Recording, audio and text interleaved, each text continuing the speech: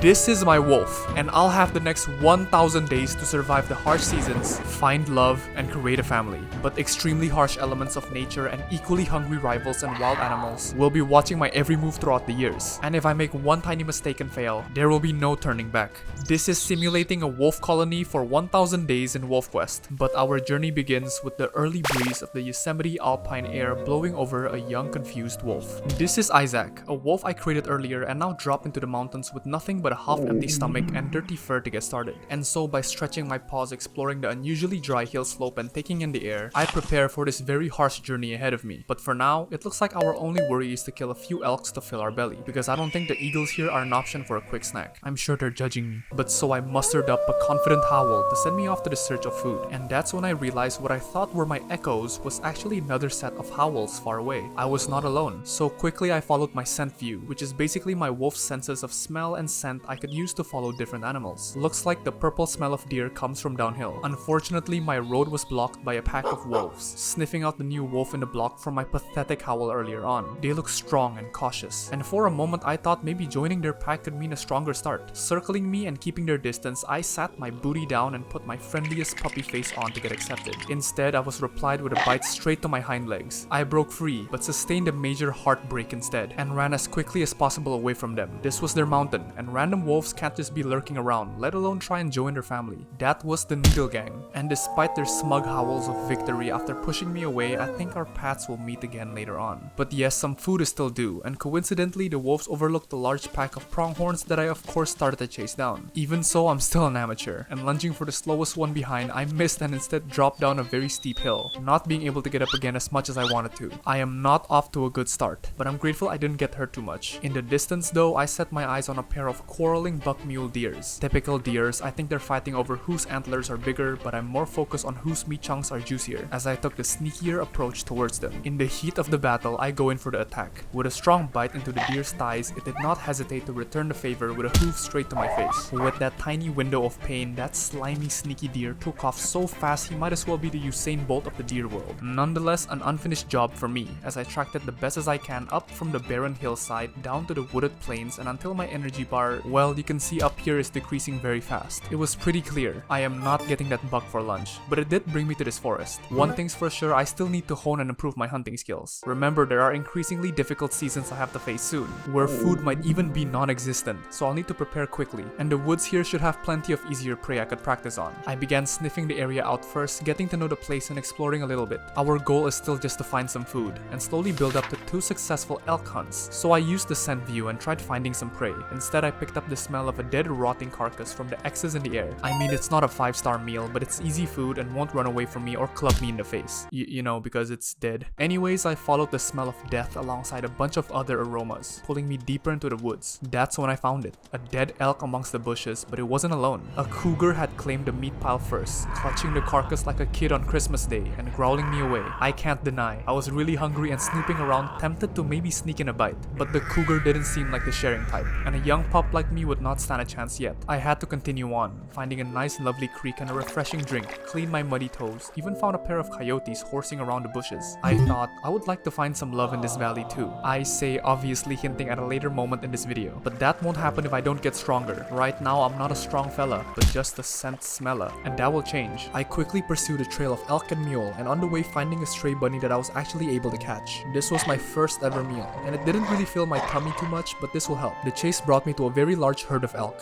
gathering in an opening. I sneaked around first, yet I don't think I'm capable of snatching one like before. Instead, I studied the behavior of the pack and most importantly baby calves, and while thinking of a plan, left into another part of the forest first. There, I spotted and chased a skittish fox. I was hungry and blinded by it, mindlessly attacking the fox over and over again until I killed it. Turns out I couldn't eat it, and as the orange body of the fox lay next to me, I realized it was just like me, alone and trying to survive in this environment the best it could, and I regretted it. Right there and then, I swore to never hurt another fox in this challenge. But a bunny, oh, I will absolutely destroy and devour. I mean, right now I'm completely running on fumes of tiny bunny meat. Until that's when I learned wolves actually need to sleep 1/3 of the day. So I picked a patch of shrubbery to rest in and slept with an empty stomach. But I promised myself that tomorrow I will hunt until I get a big prey. I woke up so early, even right before the sun itself, and there isn't much smells around with everyone asleep, so only when I wait until sunrise is when I can actually see which animals have had been rummaging around. The morning was beautiful actually, a friendly gust sprinkling a kind wind of falling leaves, but that would be hard for me to see with my nose pressed against the ground. My eyes, or rather snout, is focused more on some mules, not forgetting to pee in random spots to mark my territory. It did not work at all. Even so, my toilet time is disturbed by another cougar. Is it the same one? I don't know, but I snuck around to find out. Turns out it was avoiding a stronger smell of pee in the air, and it's not for me. In fact, we just entered a nearby territory claimed by a wolf pack. From past experiences, let's just say I'd rather stay away from it too. But those stupid wolves were just where my mule deer targets were, so I took off as far as I could to steer away from any established hunting grounds, where I found a wolf skull just on the way. It is proof of how harsh it is around here, but honestly, just a stern reminder of what I could be if I don't find food fast. Also, if I fail the multiple goals I have planned. You see, right now I have to hunt 2 elks, but after I complete each one, it'll be replaced with harder and harder objectives like find a girlfriend, claim a whole mountain, and many more until we reach our ultimate goal that you will see later on. First, I smelt and run after the stench of elk herd in the air and kept following until the waft of musty elk fur was so strong. That's when I found it, a low rumble in the distance of a large group of rushing elk herd. This was my only shot.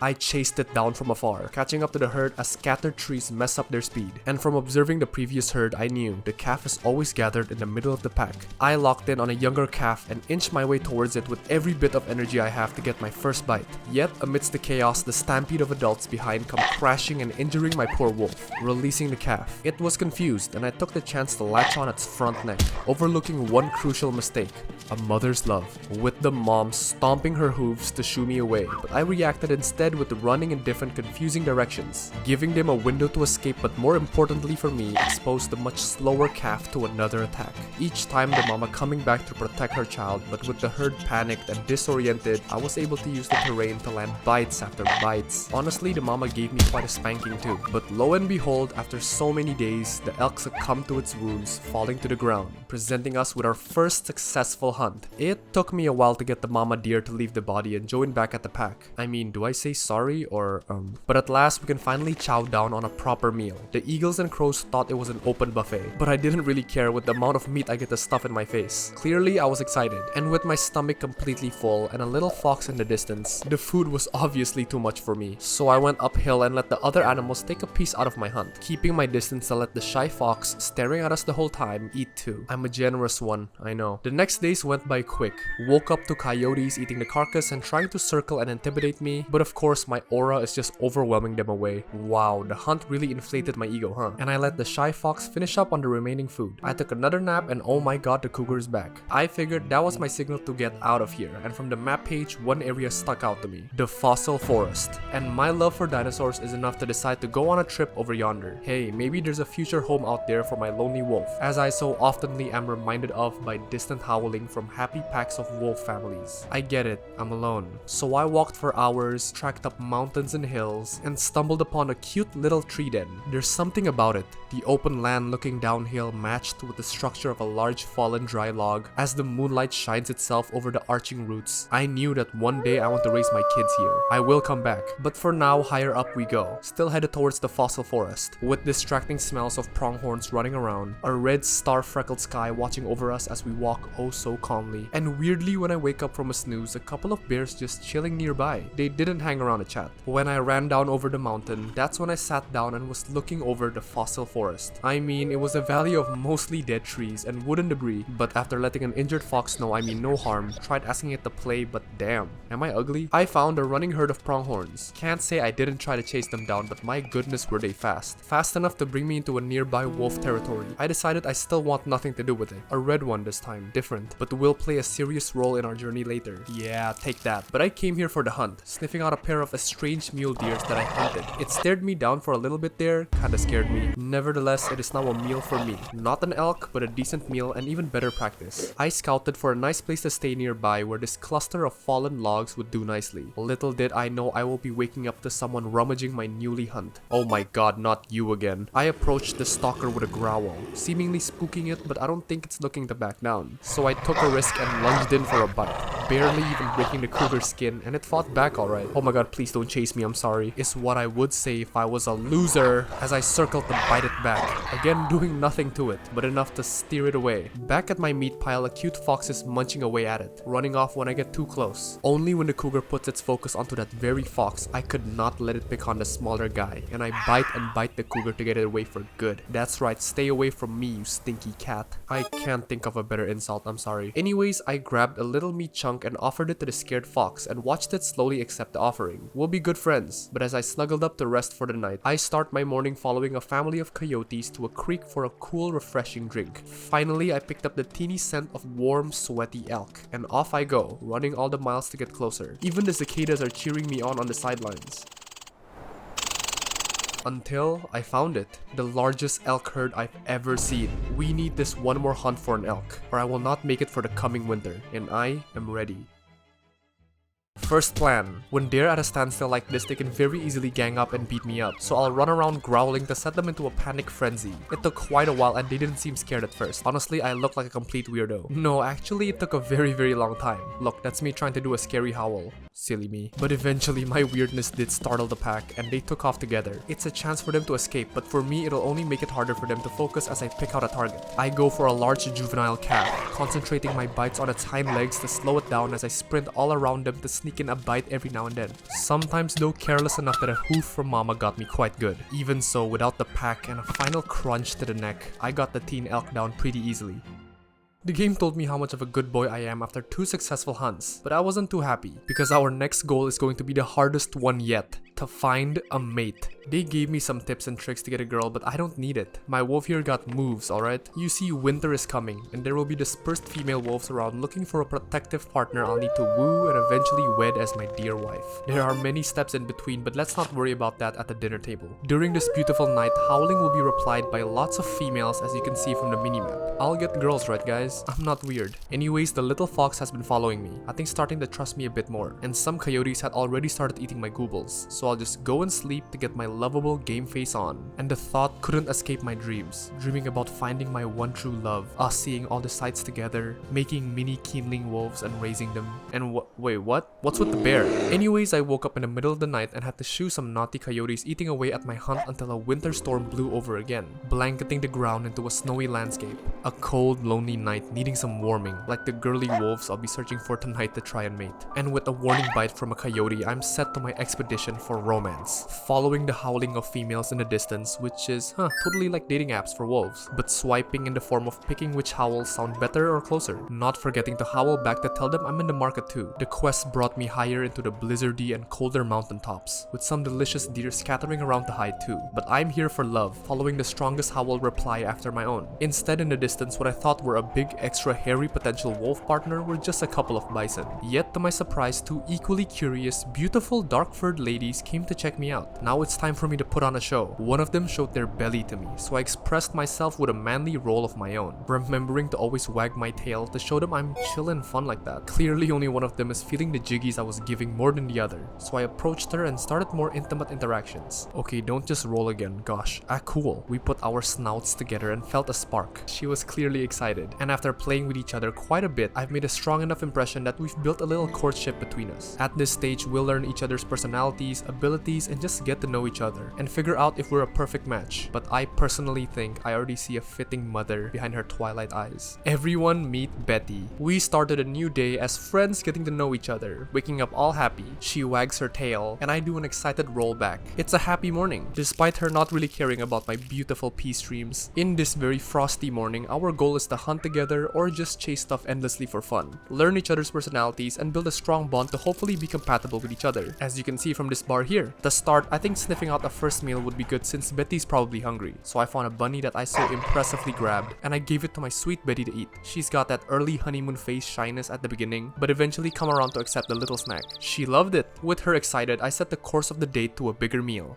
our first hunt, and we'll need to stuff our tummies while the winter is still manageable. You'll see the extreme weathers we'll have to survive later on, and after extensively searching, we found just the target, an adult buck mule deer that we charged towards. Honestly, because there's 2 of us, taking turns biting and leaving it no chance to run really leaves no room for a hard hunt. Betty is doing so well, and she is the one that takes it down. Psst, I got kicked mid-fight and got a minor injury, but I'll play it cool. Now we share our first successful hunt, our first date, and nothing is more romantic than murdering a large deer together. She got a big appetite, and of course little Foxy came to visit, forcing a little howl of victory out of me. But oh my god, Betty got mad. She thinks I'm finding other girls. It will never happen again. And as the snow around us defrosts and we lay back a little bit, we're well on our way impressing Betty to officially become partners. I'm a changed wolf, offering a slab of meat from my hunt to the nearby cougar as maybe a truce. But Betty had other plans, attacking the cat over and over again because she still wants to eat. I mean, I like me a feisty wolf, but I had to make sure she doesn't get hurt. You're crazy, girl. Yet some mild scent of mule deer in the air puts us in a nice calming stroll. Wind's breezing, and I figured higher up would be more romantic, especially with a view, and maybe not the giant scary plume of gray clouds brewing. We found some nice shade to sleep and look at the view together in this windy night, completely oblivious to the upcoming harsh weather. Well, coincidentally, we had the midnight munchies while some rain hit. A bad night for this elk that we found. We chased after him and hunted the deer as the thunderstorm grew over our heads, thunders roaring across the night sky, while we take down this fawn for a meal. For me, the mountain is ours. Wow, I hope I did not give her the ick. Well, it shouldn't with a mouthful of good food. A big old rock with a crevice will do to hide from the rain and wait till it blows over, while letting my injury heal all up to a snowy dawn. Again, in the morning, the quickest pronghorn stood no chance, with us keeping up and hunting it down. We were unstoppable, loving each other's company, and I still wanted to bring her to the highest, greatest view for when we reach full courtship.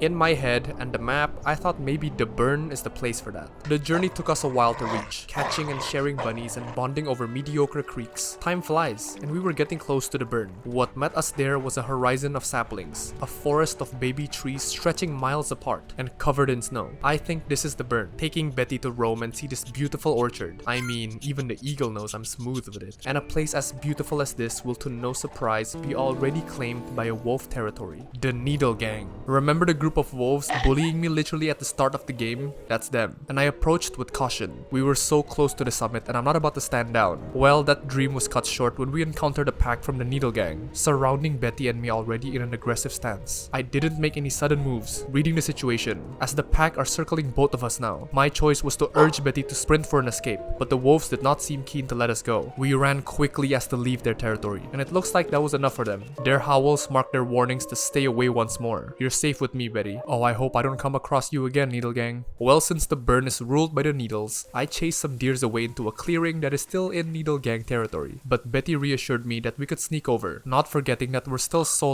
deeply in love or whatever. Does she think the same? But speaking of mood killers, again and again, the needles come and disturb our playtime. This time, Betty went for a strike, reassuring me that I think she's a bit into me. But most importantly, they crowd her and that's where I draw the line. One tried separating me from Betty and landing a bite on my chest, but I rolled free and do the same onto its neck. The friend came in to help and at this point there is no running or letting this fight end. I need revenge. They target Betty, catching her legs, and I circled back to break the fight. They played to their power in numbers to catch me there, bringing reinforcements and many bites into me. Some would say I should run here, but I need to show them I'm no one to mess with. I picked the most injured one and targeted it. Despite endless bites from the others, I broke free and kept going, relentlessly attacking its legs and chomped down on its nape. And with a notice saying my mate is injured, it pushed me to the edge, clenched my jaw, and took the wolf's life. I took off taking one of theirs, and Betty seems okay enough to catch along. I could feel the other wolves behind us to take revenge, so we ran as far away as possible to avoid any territories. Across valleys and forests, we took our breaths for a moment. It was when we let our guard down is when they came out of hiding to attack us. Luckily, we roughed them up quite a bit earlier, making another weaker brown one easy to take down. That's when the others flee away from us. We howled a battle cry of victory, and I admire how dreamy she looks. But let's not forget to pay my respect. At the end of the day, we're just wolves looking to survive, and this soldier just got an unlucky encounter. Awkwardly beside the dead wolf was when Betty realized my strength and hunting skills are just perfect for her. And now I officially have a mate, my Betty. The morning sun rays are met with a much colder feeling in my snout. Now with winter in full blast, we're set into our next very important phase and goal, to establish a territory for a family. You see, to set up a place for a pack, we first need a big enough territory area that is marked with, you guessed it, peeing, which you know I'm a pro at already. Little did I know this will involve marking new lands, stealing territories, and out peeing on areas where the large dangerous packs lurk, mixed with heavy winter promising almost no food, with elk and deer migrating higher up, making this upcoming goal the hardest part of this whole journey. After a well-deserved rest and Betty's injuries healed, it was time to pick out a place I want to start and expand my pea-covered kingdom. Luckily, I have a place in mind, running past the now deeply snow-blanketed forest floor, upwards into a familiar large fallen tree atop a hill slope. You see, I made a promise a while back, and I'm going to start my family and build my territory from here, marking it as my first official pea. This is all you need to know. Peeing in empty areas marks it as your territory. However, the stinkiness of your pee will lower as time goes on if you don't religiously pee on it again or just hang around it. However, in other wolf territories, you can find the scent post or source of pee and pee over it yourself to weaken their smell until the area fizzles out for my wolf to swoop in and establish it as my own. They can do the same to ours, and there will be many angry wolves around doing the same. That's a lot of danger and pee talk, so I'll need to work fast, getting the right energy from a bunny, yet not catching a break. I woke up to a new gang dangerously circling us fast. They are called the Rescue Creek, so I quickly peed on nearby areas that are not claimed yet, remembering that our goal is a whopping 15 hexes of territory to continue. Oh my god. Reasoning my choice to check and scope out enemy territories when I can. With an echo of angry howls all over the forest line, I made sure Betty is well fed too, and focus on claiming the empty areas that are nearby. Passing by a cougar guarding a fresh meal, we also thought stuffing our bellies is much needed with the work we'll have to do. It'll be much rarer to come across fresh deer as the winter intensifies, so with full bellies, continue setting new territories. We were making progress, entering enemy areas and rushing for the scent source, quickly using the scent view and peed on it, only weakening it, but it's a good start. In another, I found a pretty cool rock and peed on a little scent trail, this time yoinking the territory for myself. Here's another one, yoinked. I think I'm doing well sneaking under the radar. Even saw some big old bison that Betty likes so much. Snack break, bunny again. At last, find my way all the way back to the den to take a break and wait to do it all over again. Yet some scuffling woke me up in my slumber, being some rude, unknown wolves chasing a herd of elk into our home. I thought they would respect the pea, but they chased after Betty, and I had to bite them away. I can't forget to stay alert with many wolf packs around. While I'm awake, I wanted to continue on my pea quest until I sensed another pack raiding and looking to claim my territory, so I took off to stop at the right then and there. On the way, I saw some creek wolves scouting around, shooing them quickly while their group was still small. Betty, why do you have a bunny? You need to help. But deeper in my territory, the stronger alphas of the Rescue Creek pack are trying to find my scent post. I had to fight. Betty still holding that bunny dearly as I tirelessly tried to intimidate them away. They still chose to fight. Betty finally getting into the action alongside me and using our tag team tactic of taking turns biting, especially when they got a hold of one of us. The fight heats up, and so does the snowstorm growing stronger over us. I was extremely tired. I saw one very injured, but seeing as the wolf looks just like me, I let him off the hook. For now. I took another minor injury somewhere in that fight, but me and Betty can't complain. Take that. Some good meat will do for the night. I chased off some lounging coyotes dirtying up our den, and slept again, not knowing we have so much harder obstacles ahead of us. The next few days are met with the strongest the winter has been. Winds blowing so hard and snow so thick we're leaving behind a trail. Me and Betty had our fun, and I'll pee over 6 feet of snow if I have to as I continue my pee journey. With the snowstorm thickening the layers of snow, let's build our territory once and for all.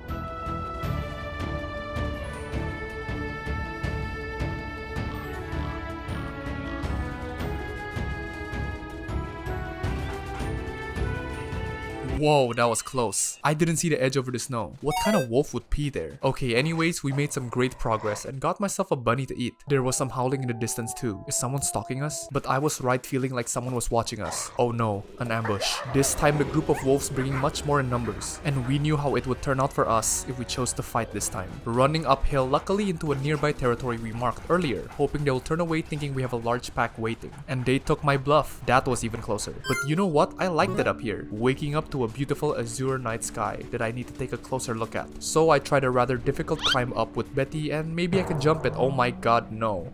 Ouch. But the skies were actually really magnificent. A painting of stars bright in the sky. Perfect time for reflection. How has this journey been so far? Could I really start a family in these harsh lands? And most importantly, did I learn my lesson from the ambush earlier, now keeping to myself and not other territories?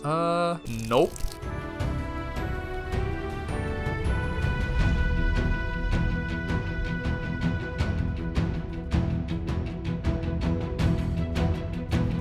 But of course, with all that success, the Rescue Creek pack is bound to find us again, as I was just about to conquer this territory of theirs. They were calculated as per usual. This time I took to the offense quickly, exchanging bites, and this time they knew how to crowd my wolf so that I can't bite back. They were also somehow faster, overpowering us easily and injuring Betty, so I ran. But they caught along quick, not wanting to let us go this time as I go over a snowy horizon, still close at our tail. Phew, okay, I should stop testing them. But our fight won't end there, you'll see. 10 out of 15 claimed so far, and despite the danger of rival packs, we were too close to give up. This is for our future family, in addition to it being weeks already since we started this quest for a stable territory. In fact, not long after, the Rescue Creek pack is still actively raiding our territories, focusing their attacks on Betty and my totally super effective bites and escape routes. Okay buddy, but if they take one territory of mine, we'll just have to take 2 of theirs somewhere else. As the cycle continues throughout this challenging winter, running with energy from scraps of bunnies we're lucky enough to catch, contemplating eating this moose but he stared straight at my soul. It's not scared of me. And finally went back to the cliffside pea spot because I was desperate,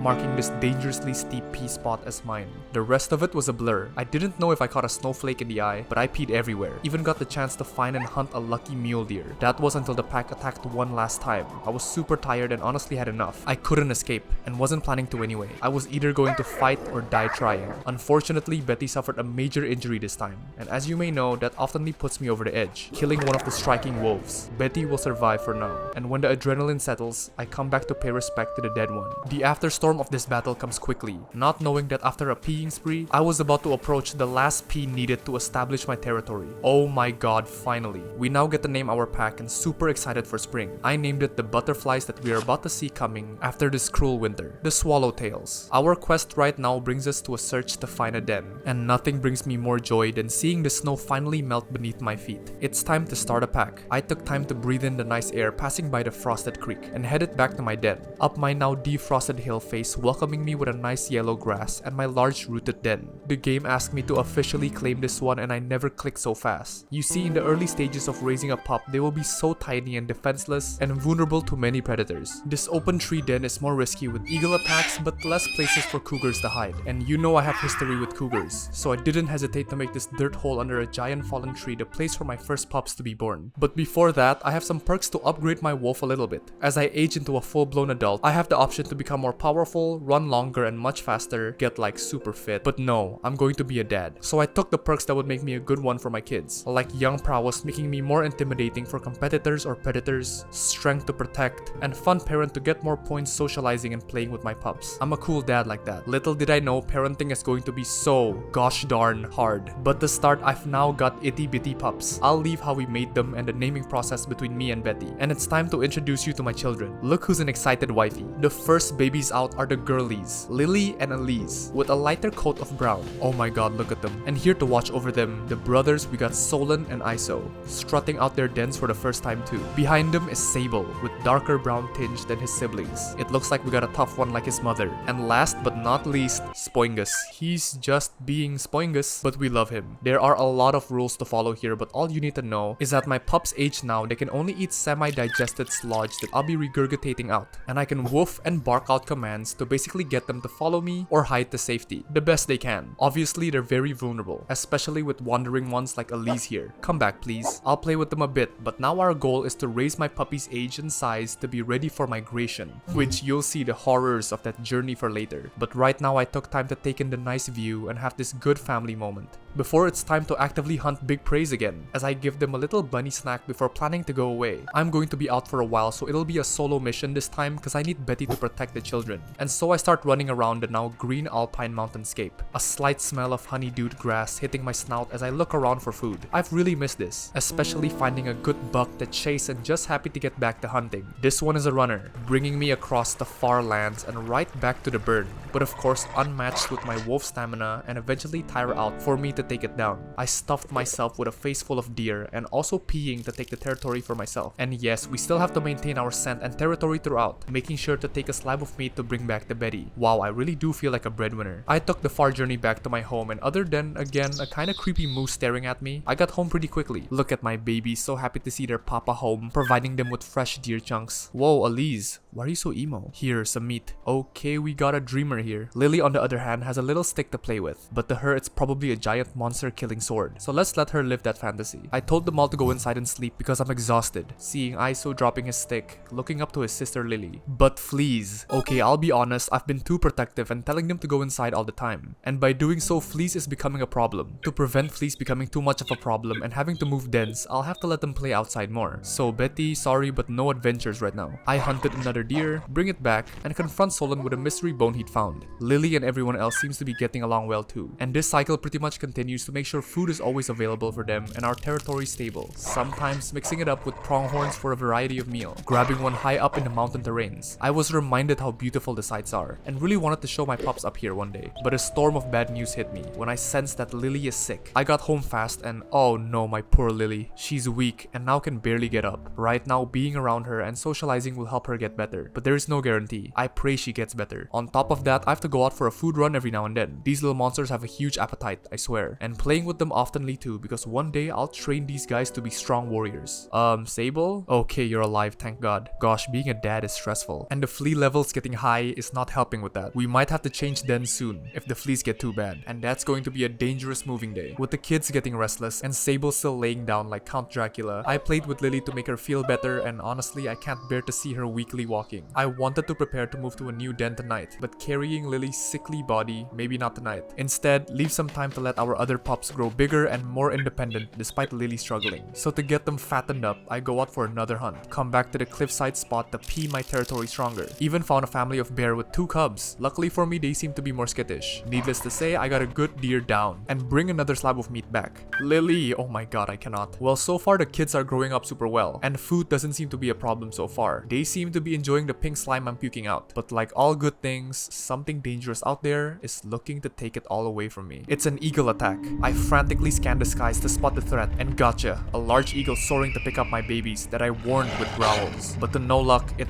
dove in for a strike. And then there was a moment of scary unknown, where I don't know if it took any of my pups. It ran away, and I panicked. Doing a quick head count, Spoingus, Eliz, Iso, Sable, Solon, Lily, all back there. Oh my gosh, they're all okay. I don't know how that would turn out if Betty didn't help too. And I tell them to head back to safety now. But not Lily. Unfortunately, she's grown weaker and weaker. And I thought maybe in this moment in time, I could just play with her. She's still being a ball of sunshine even in her sickness. I don't want to think of the worst, but figured it's the least I can do. I stuck by her throughout the night and into the morning, where Lily rested very still and she looked extremely peaceful. The whole family gathers around to accompany her, and with the calm, friendly light of dawn shining over her, Lily takes her final breath. She fought her best and couldn't get better. Rest in peace, Lily.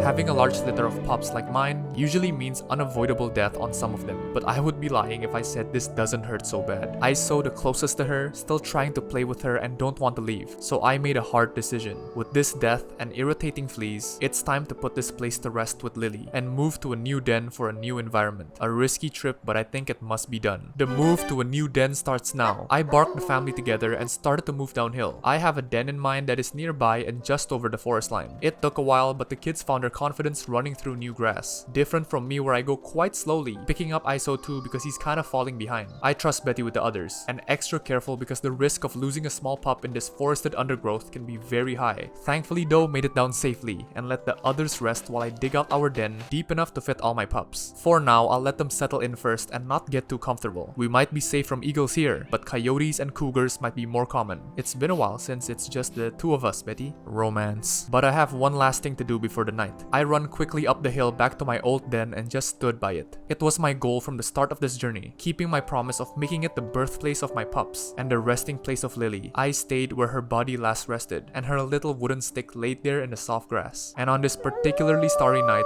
I know the night sky is just a little bit brighter with another tiny, peculiarly fuzzy white star up there. I took off into the night, exploring a particularly windy mountain range, stopping to hunt some deer using the herd them close into a cliff's edge to get a hold of them tactic, and come back home to Spoingus doing his thing. I played with the babies for a bit and go into the dreamlands. What in the heavens is going on here? Okay. Wait, why is there a giant rabbit, hello? Anyways, I woke up and couldn't catch a break with Elise being sick too. The same disease that Lily had, and I beg she has to get through this. This time I'll spend all my time staying and getting her better, and I won't let her go. It looks like the girly genes in the family are sickness prone, yet oftenly catching ISO wandering too far off. Someone is still a bit sad about losing her sister, and Sable here is keen on defending our new den with his life. Surely no one can pass this unbeatable guardian. But again, our playtime was disturbed by the scent of a cougar. I looked around and there it was, going straight for the furthest away, Solon. Me and Betty strung into action, but its eyes were still set on Solon. Quickly, I woofed my pups into safety and chased off the cougar as fast as I can. The woods are dangerous for this specifically, and oh my god, Liz, I cannot let anyone hurt you. I'll need to keep a better eye around. Reminding you that right now our goal is to raise our pups to be big and ready enough for a large migration route to our final summer home. Therefore, my hunts right now are limited to a few bunnies I can find scattering nearby, not wanting to leave too far away. Near the base of the hill though, I found a moose and they are notoriously hard hunts and can fight back pretty good. I mean, look at him. He's not scared of me. But it's hunting this moose right here or going miles away from home and my sick pup to find a deer. So it's time to take the chance. It hit me to go away, and I dragged behind it with teeth deep inside its legs. It does not want to back down, but I was able to land multiple blows, dealing very little damage, still slowly making progress. The moose's struggles roughed me up good, and I sustained a lot of injuries fighting it, but eventually I took it down. And now, despite the painful fight, I have a large carcass of moose meat near home I can harvest. I don't have to be away from my sick Elise for too long. And even Mama Betty is excited to see a fresh hunt for herself again. It looks like Elise is feeling significantly better with me nearby, and after a very good rest, Elise was fully healed. You don't know the relief I felt, and it looks like things are looking up for now. Well, just in time, it's late spring, waiting for summer. After getting more comfortable, I went back to hunting, took a nice refreshing drink by the creek, and oh, another moose. But this one looks scarier. Anyways, the mountains are rainy today, and after meeting a cougar and shooing it off, the areas around my den seem to be more lively than usual. Finding a deer passing by around the woods, running in the rain, and going around to maintain the P empire I had built earlier in the winter, making sure to always come home with a gift. And honestly, I just want my kids to grow up faster. This is so stressful. But regardless, summer is just around the corner, and they'll march a very dangerous journey soon. Going to bed but suddenly feeling snow. Wow, I didn't expect to see some snow falling this time of season, and this is the first time my kids can play with snow. But oh no, another cougar attack. This one's going for Sable first, urging to get close to the den, and no, Sable, no! I kept biting the cougar, but Sable is still trying to be the big guy. With Betty distracting it, I yelled a stern woof to get your butts into the den. Sable, you get back here now, and I chased that cougar as far away from my place as I can. That close call was met with a fresh pronghorn hunt that I got amidst a thunderstorm. I picked up the naughty Sable and fed the kids for a family feast, but more importantly, a meeting. For it is the closest to summer as we've ever been, and my pups are now all grown up enough to eat real food. Newborn ungulates. These are super baby deers that will now rummage around tall grass, and now be the food my bigger puppies prefer. Finally, over the phase of eating pink deer slime. Unfortunately, this time it is Spoingus who had gotten under the weather. He is sick, but not to worry, I'll stick to him and near the den like before. But just as I was playing with my kids, behind the silhouettes of the tall trees, I saw what I have been fearing the most emerge from the forest line. The Rescue Creek wolves, here to take revenge. Without hesitation, I told my pups to go to safety quick, because I knew they wanted to take over my pack. So I did not hesitate to bite, but it still weaseled its way out and went for Spoingus, who was too sick to head inside the den in time. Spoingus was dead, and I was blinded by rage. This wasn't a matter of who would win now. I wanted to kill this wolf. I bite all the other Rescue Creek wolves away, and back to Spoingus's killer. They killed one pup and are good with that? Yeah, no. I am not going to settle for that. It limps and trots for an escape, as I continuously catch and sink my teeth deeper into its thighs. For a moment, I see fear and regret in its eyes, but that won't bring Spoingus back to life. There is no drop of respect for this wolf who lay in front of me, and our rival Rescue Creek takes another one of my pups. I come back home to my pups who are just coming out to see if everything's safe, and Spoingus's body is already gone. I try cheering up the others and try to look ahead. I need to find some baby ungulates for my kids. So uphill I go and start checking patches of tall grass where they might hide. This will give a boost in nutrition for the growth of my pups, and their first real non-slimy food. Took a while, but I found one. I mean, I feel kind of bad, but this newborn deer will have to make my puppers' first meal. I returned home with a baby deer for them, and they were quite excited to chomp it down. This goes on and on, finding a strangely big one randomly, and even a moose antler to decorate our den. I'm doing my best as a dad and doing my day-to-day activities as my little puppies grow older and bigger, until it's almost time for us to leave and find a future forever home. I've scoped out a few rendezvous spots I think might be fit for us, and found one last big elk ungulate to bring home. I'll be honest, I had a little detour earlier, and hunting a moose calf too with the mom not being too happy. I'm really sorry. But with the days, Sable is also sick. I accompanied him through the night and comforted him. Unfortunately, we cannot postpone our last trip any longer. And so with the abundance of food for the family, I hang out with them one last time before preparing for our hardest and most dangerous route and journey yet. The road to a rendezvous site. Onto the map page, I mapped out which one would be worth the travel. Before I got the chance though, there was another cougar attack and I made sure to teach it a lesson this time. Why are they always going for Sable? So close, my gosh. I kept biting but there was too many close calls with Sable. Safe to say, Betty is extra furious. Now it is certain we have to move out of this dangerous hole. Luckily, Sable is okay, but he really do need to get better and heal up fast. You come and rest now, buddy. This game is really making me feel bad for the sick pups, huh? We slept all up until the morning and now it's stripped to summer home time. So the pups gather around to grab their morning snacks for the much needed energy. And with them now being 2 months old, it's time to introduce them to the outside world. Our trip is going to take us past the dangerous woods into an opening at the end, and most of them look pretty excited to me. Picking up Sable, we set to leave. At the start, I try to avoid the thickets of the forest first, sticking to the forest line the best as I can. Remember, it is very easy to lose pups while traveling, and that would pretty much mean no chance of survival for them. Hence, making sure everyone follows along, I finally head downwards into the forest. I'm counting on Betty for the other 3, as the bushes become more dense and hard to follow, until I saw a creek, which I figured would help act as a marker so my pups won't get lost, and me, so I don't get lost too. But here, we're passing Rescue Creek's territory, and we'll have to be extra careful. Even so, I continue on, having to circle back to Solon and Iso, who's having too much fun in the creek, and wandering off. These rascals will get a spanking later on, but right now we don't have much time, with the rain brewing up ahead and going back for Iso. Wait. Oh no, it looks like I lost Solon. He was just there. I panicked and looked around to see any sign of life. Nothing. And even losing the 6th Sable in the process because I had to put him down. I can't remember where I put him. Going into the scent view, I searched frantically to pick up any tiny paws. Just a stupid mouse. Plus, the smells of the forest are overwhelming me. Fully stressed, I was lucky enough to stumble upon Sable, laying weakly in a patch of grass. But where was Solon? I sniffed everything, until I saw a strangely orange paw print going extremely far away from our pack, where I found the naughty Solon probably chasing a butterfly away. My goodness, I can't with parenthood. Almost got a heart attack. With a breath of relief, finally the pack is complete. I'll make sure to pick up Sable for the ride and make my way further down the lively stream. We were close, smelling a waft of open alpine air as the sights of the vast mountain range breaks past the forest canopies. My family follows closely behind. They were sleepy, but our ultimate goal is just right there, forcing them to follow me inch closer to the opening and into this vast grassland field. I round my puppies up together and peed at the scent post to claim this territory for my own, and claiming this rendezvous site as my own. I took a moment and named it the Spoingly Valleys, in honor of my 2 departed babies, Lily and Spoingus. They couldn't make it here, but I knew they would have loved it, and here with us in spirit. I played with Sable, who seems to be growing weaker, and we all rested for the night by Sable's side, knowing the worst. Sable had succumbed to the disease in his sleep, and he passed peacefully right at the end. In this bright moonlit night, I am nothing but grateful that Sable can at least be a part and experience our future home, even just for a little bit. You really are our strongest warrior. We took this night to just rest and be with Sable, and looked around for a bit. It was sad, but me and Betty checked the place out, onto the beautiful stream of the creek at night. It was without question, we were going to stay here forever. There are many deers around for me to hunt and get some food. Weirdly, plenty of mice around for our pups to hone and practice their hunting skills. And in the morning, the realization of this beautiful meadow being the final home where me, Betty, and my pups will live on forever is starting to set in. The nice warm sun, the open, endless playground grassland. My family will grow up here real good, and we come together for a moment and howl our hearts out. I would have loved to see Lily fight the elements with her sword here, Sable defending the forest line, and even Spoingus digging the treasures of this land. But I look back at my journey and I can't believe how far I've come since I was just a tiny pup myself.